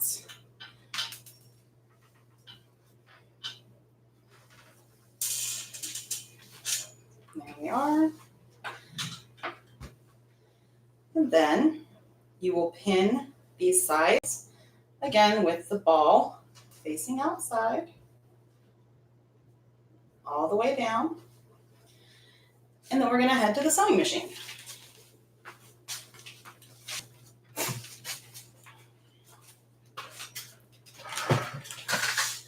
And you're going to sew as close to the very edge of the fabric as possible without making any holes. I'm going to go ahead and do that for you now. And again, you should be pinning it all the way down. I'm not going to for the purposes of this, just so that I can show you very quickly how it's done. But try to pin it all the way down the strap, about 1 inch and 1.5 inches between the pins. Do your back stitch. Maybe do it a bit better than I just did it. try that again and again, you know. If you mess up like I just did, you just snip it and try again. And in fact, you can remove everything that you just did with a seam ripper too, and then just start fresh. On most fabrics, at least. If your fabric is especially slinky, you might want to consider skipping that part, but you can do that.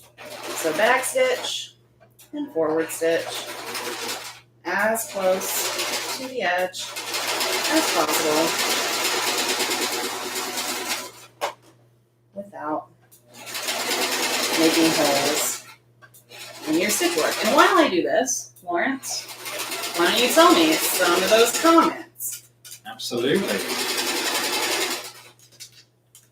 But I've got to reposition the camera first. Which is never easy.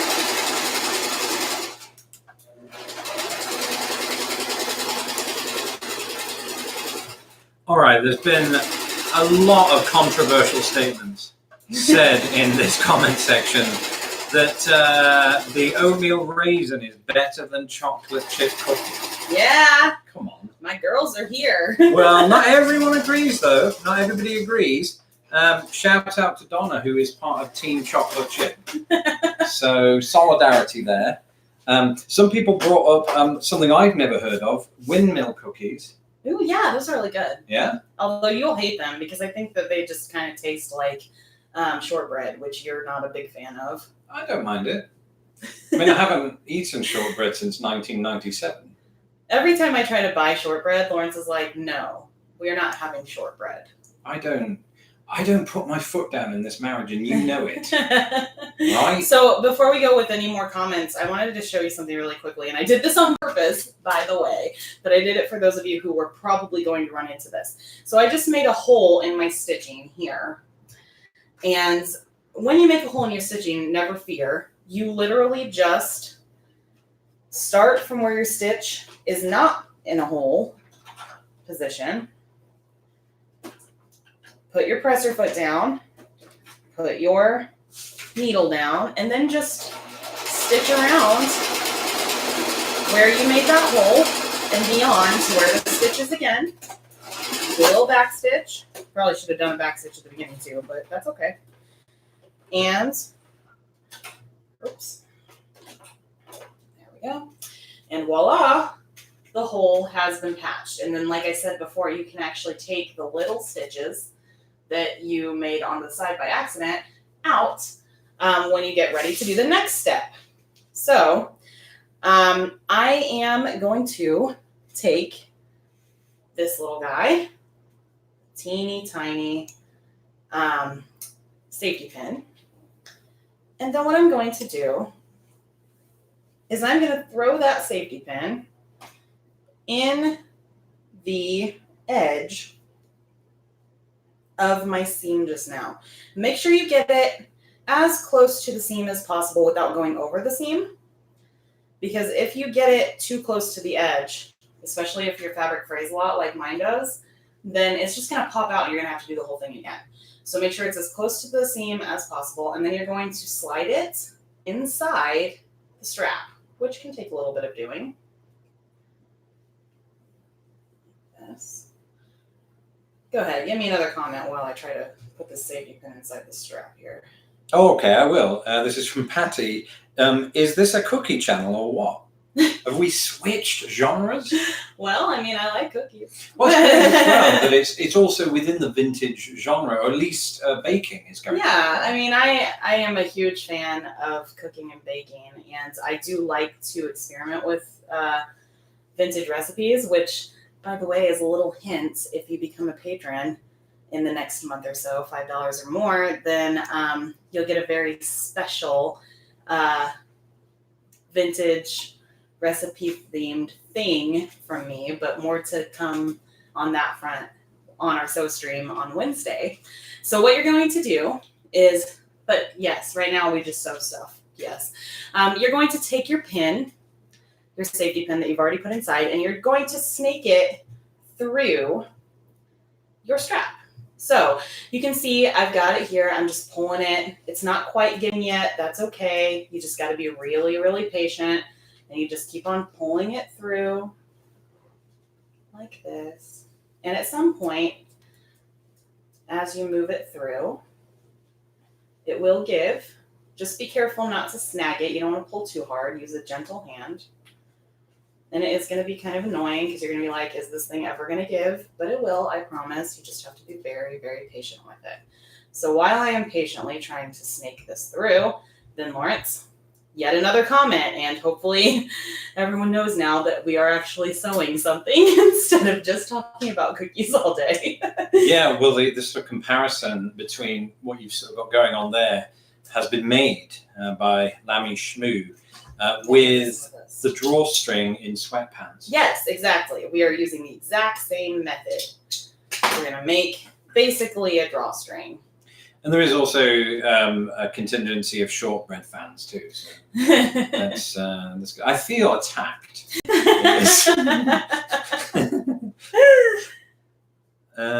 Yes. Still hasn't quite given yet, but it will, I promise.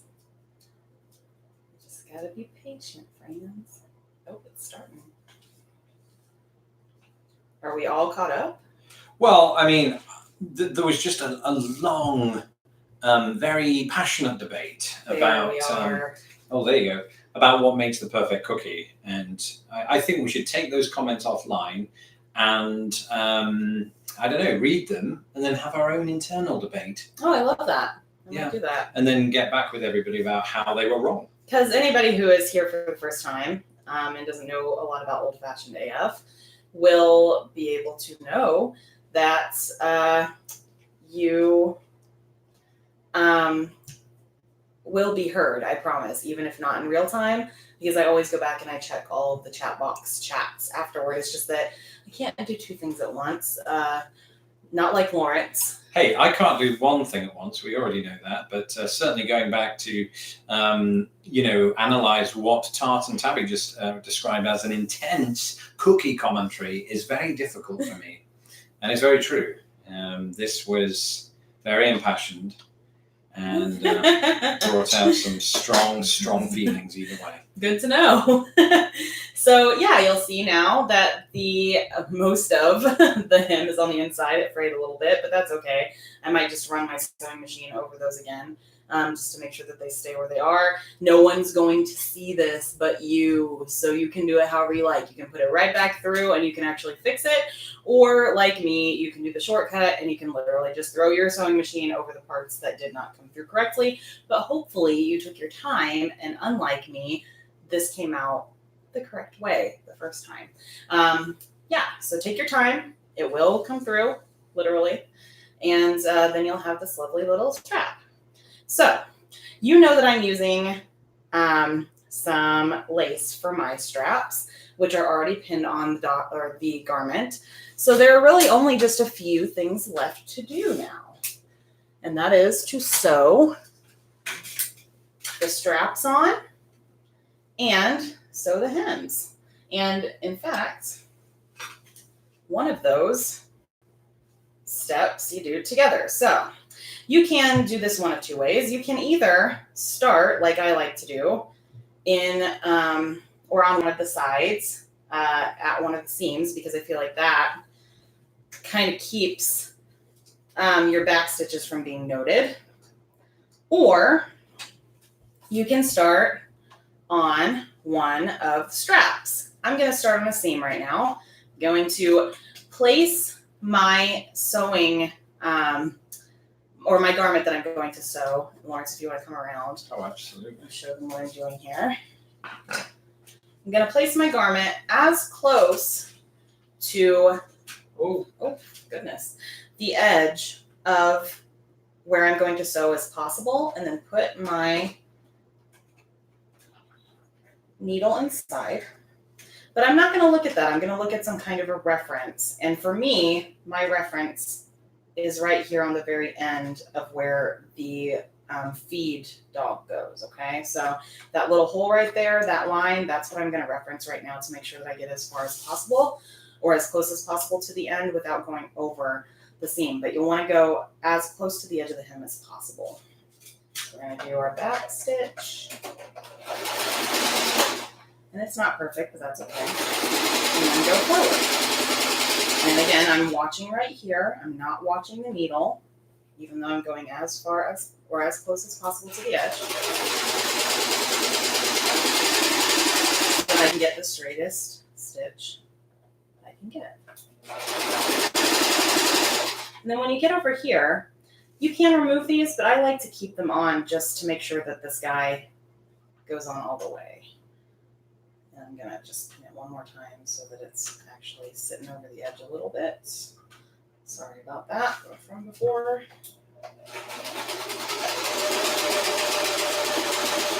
There we go. See, so it just went right over there.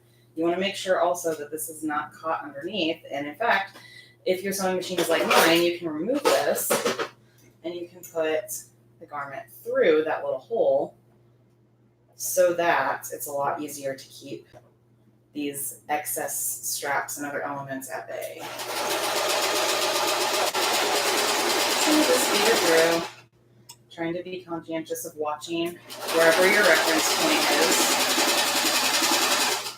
until you've gone all the way around the top or the bottom, wherever you're starting first. And that's why we always trim our edges, folks, so that things don't get caught. All right, so let's go back to the comments because this sounds really fun. And it sounds like I've missed a lot of really funny stuff. So let's do that. Also, really, I do prioritize the questions. So if you are legitimately still sewing along with me and haven't just devolved into laughter, then please do ask any questions that you have about this process, and I will be happy to answer them as I continue to sew like this. So let's take a look. I think it is mostly about cookies. I mean, those are the ones I've missed. Which is a proper Sunday type conversation to have, isn't it? All right, so sum up the debate for me in, I don't know, 3 sentences. In 3 sentences, I think, well, I should point out that ginger snaps were heavily lauded in the comment section, and I can get behind that. I very much like a good ginger snap too. Yeah, do you like them with milk? I do. I love them with milk. Okay, so does Sarah. Yay, Sarah. And I think my girl. I think there's quite a lot of support for that endeavour. So I think after this, I might pursue it as well. You know what? Fun fact before we move on to the next comment. I have for a number of years, and I'm sure you remember this too, Lawrence. I used to make a gingerbread house as a Christmas tradition every single year, and I'm not just talking like, out of a cardboard milk carton box. I mean, like, I made the gingerbread after I already drafted out what the house pattern was going to be, and then I laid the house pattern out on the gingerbread and cut the pieces, and then I baked the pieces, and I actually put together all the elements to make what usually turned it out to be a little cute English cottage. And I did that for a number of years. I don't know why I stopped. Well, because we lived in one for about a year, and we were too big. We have a comment, this is a question actually, from Tartan Tabby. What do you do when you pin the hems and the edge phrase? Let's see. When you pin the hems and the edge phrase, so kind of what's happening right now where the edge is kind of frayed right here, I literally just snip off the little bits, and hopefully, because again, you've given yourself a 1/2 inch, and we've divided it into 2 1/4 inches that are folded on top of each other. Hopefully you'll have more than enough room to go back and iron again if it's fraying just too quickly or too much. Give yourself at least that 1/4 inch though, and then fold it over again. And if you have to go back and iron it again, that's perfectly fine. But if there's too much fraying and there's stuff everywhere from the fraying, then definitely these snips or your scissors are really important. You just snip off that edge as you go. Any other questions? No, but we do have a defense of shortbread. This is from A. McGee, who says, I'm of Scottish descent. I wouldn't have guessed with a name like that. Snickerdoodles are also really nice. Yes, they are. I hadn't heard of snickerdoodles until I moved here. But doodle, I'd be amazed if that word wasn't coined in American English. I mean, I think a snickerdoodle is a quintessentially American cookie. True, but I think the word doodle as well. I'd imagine that's an American word, but I'd have to look it up.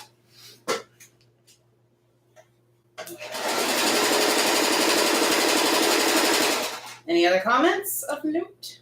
Well, I should say that there's, and this was started by Cassiopeia. It looks like that, and I think we all understand this, that I think grandmas are historically the purveyors of, cookies, aren't they?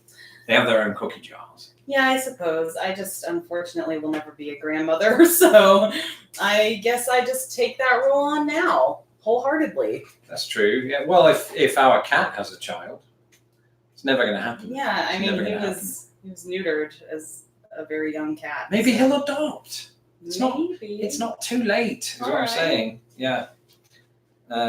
Let's see. Coming across a pin problem here. Uh-oh, that's never good. That's okay. You just fix it and then you move on. Yeah, like Yankee Doodle, indeed. Indeed. That was from Cassiopeia. I mean, in both words.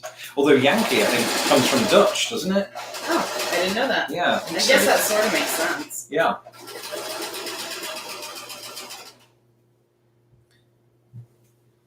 Come on, you can do it. And this is why you always snip your ends, folks, as you go. Because if, like me, you don't do that, then they could get lost in your sewing and you could end up with a real problem. So snip as you go, friends. Definitely snip as you go. So I'm almost done with the top here.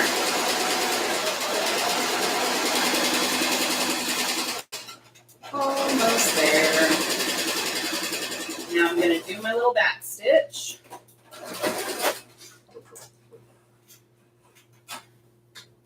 Take all the pins out if you did sew over them. Snip all your ends, because that's just good to do as you go. Oops. And there is my edge, as you can see. Definitely take all the pins out first, along with some hair that is just there.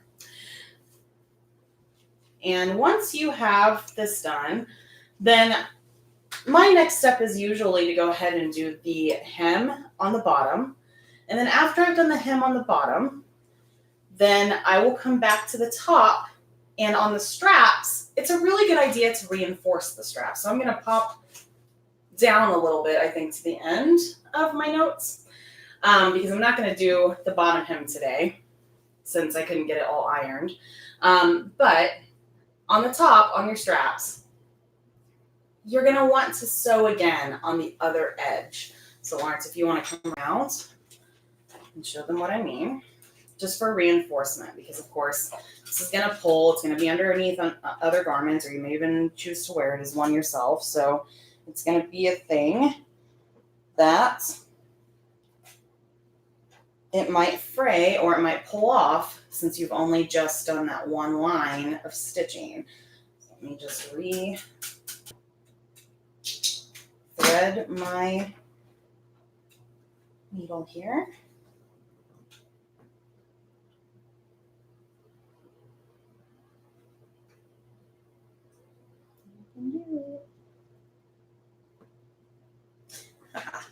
Gonna wet it. See if that will work.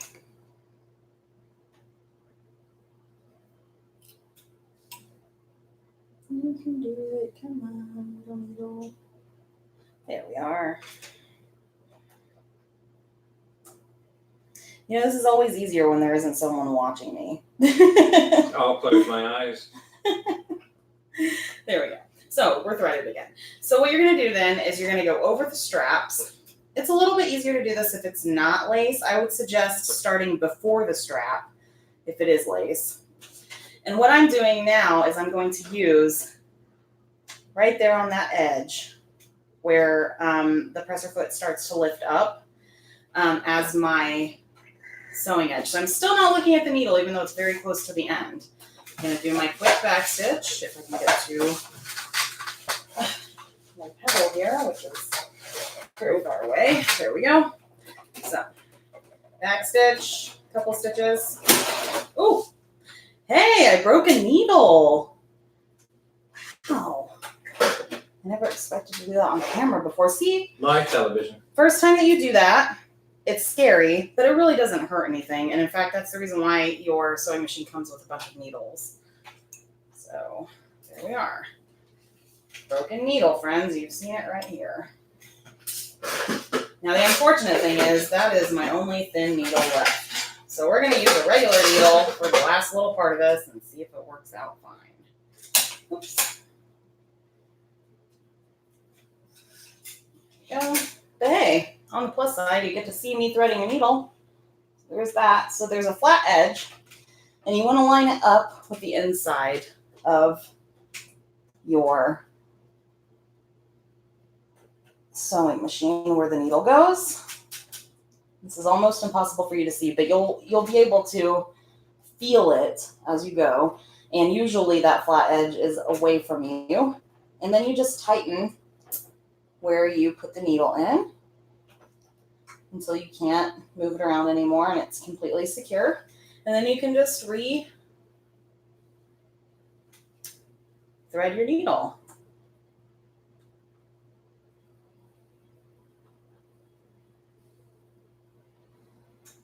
Almost there. There we are. So it is threaded and we are ready to go again. Yeah. So now, as I was saying before, what you're going to do is you're going to start before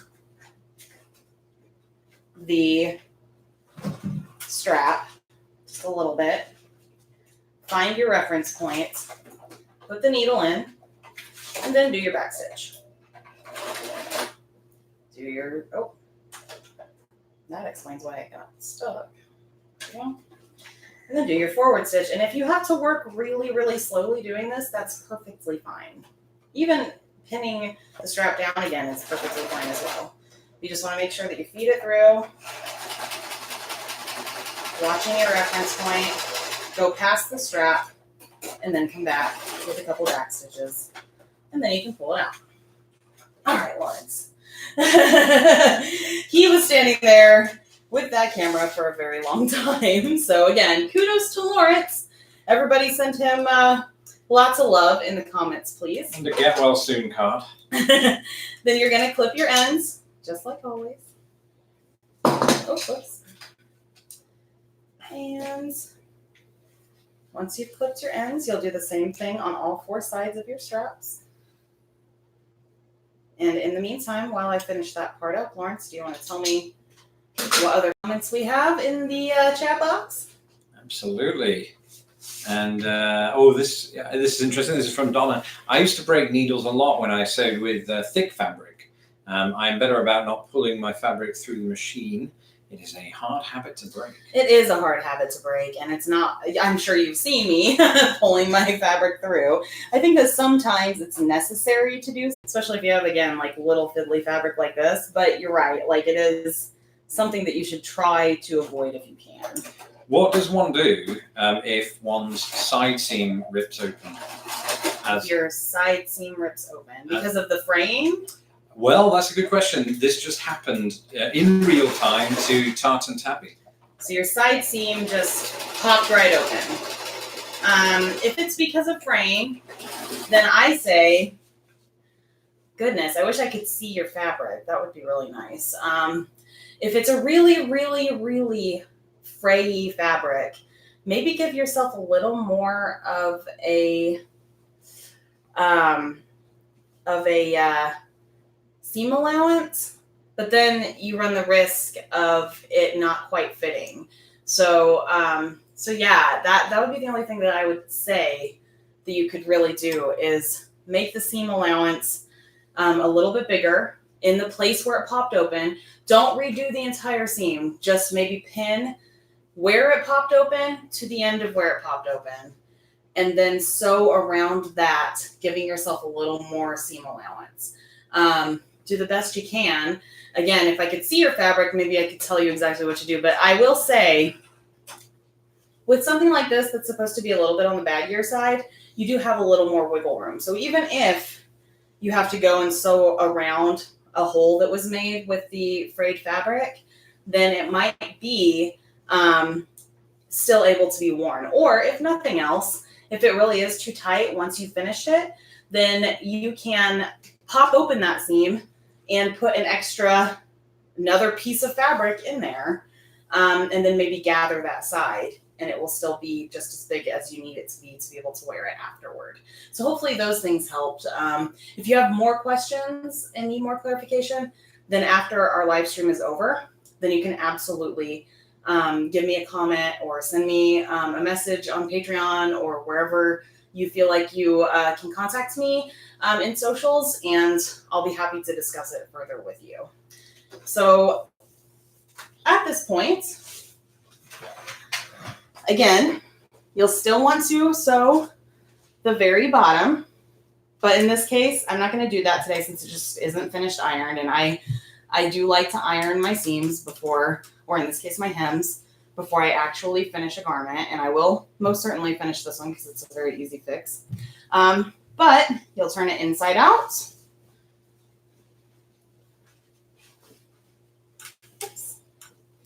And you should, by all accounts, especially on the reinforced ends like these, you should have something that is wearable at this point.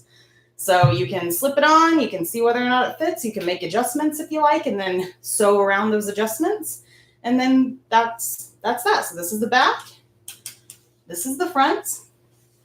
And there are some things that you can do to make this your own, personalize it. So there are two of them that I've already made right here. And on this one, I put a little sweetheart on the top by gathering down and stitching down that gather on the front of the garment. And then on this one, I haven't finished it yet, but I am going to trim it on top with a little bit of lace around. You can see. And in this case, I have the thin straps that we made today. In this case, I actually customized the straps and made them much larger. And then, of course, in this one's case, we're going to have these lace straps when I am finished with the garment itself. So again, let me go over just a couple more things, and then we're going to go ahead and wrap this up.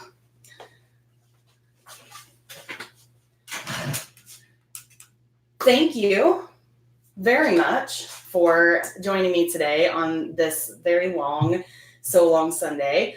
Our next one, as I said before, is on November 17th, and I will tell you more about that very soon. But in the meantime, I do sew streams every Wednesday, 8 p.m. Central. You can join me on those sew streams by going to Old Fashioned AF's YouTube channel.